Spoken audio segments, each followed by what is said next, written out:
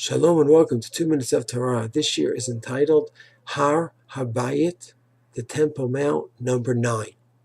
We learned previously that when there are halachot of Yirat and Hamikdash, or fear of the Mikdash, when one is on the Temple Mount, how one walks, the shoes, the lack of shoes, cleaning the feet off from dust, money belt, etc. What about off of the Har Habayit? Are there any restrictions? Or once a person's off of the Temple Mount, there's no halachot? The answer is that there are several halachot. One that does not apply today, because we don't have the temple, and others that do. When the temple exists, then a person who is on the east side overlooking Har Habayit in the temple cannot be in a state of kalut rosh, lightheadedness. That only applies when the temple exists. Then there's another halacha in that area, overlooking the temple area. A person is not allowed to urinate in that area overlooking. He's on the east side overlooking towards the Temple Mount. And even if we do not have the Mikdash, that halacha still applies till this very day. Then another halacha, which is very lema'aseh, is which position a person should face when he goes to the bathroom. Since the Mikdash is east-west, where the Kodesh Kodashim, Kodesh, the Heichal is in the east, and with the making up the Azara together with the Ezra Kohanim, Ezra Israel. So the further east, the further west is the most Kedusha. So when one goes to the bathroom and he's involved in Gedolim, what we call the number 2, he should not be facing east-west. Now the Rambam understands to mean no matter where he is in the world, even if he's in the north of Israel, and there you would think he should face northeast.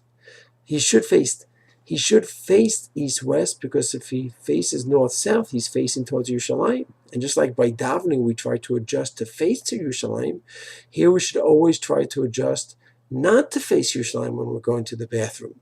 But the Rambam does not learn that way. He says no, that when we're in the bathroom, we always face north-south and never east-west, to remember that the Mikdash is in the west, and therefore we want to remember that and have that kavod for the Mikdash. Other opinions learn that no, whichever place you are in, then always make sure you avoid it. Sometimes you should sit east to west, sometimes you sit north to south.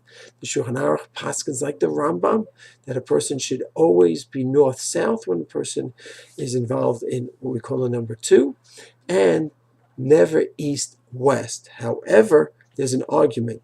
The Rambam does not differentiate whether the bathroom is inside, outside, there's walls around him or not. He says it's always asur to face east-west, while the Shulchan Aruch limits the Isser a lot, and he says it's only when a person is outside and there's no mechitzot, no walls around him. If he's in a bathroom like we have today, then in that case there is no prohibition.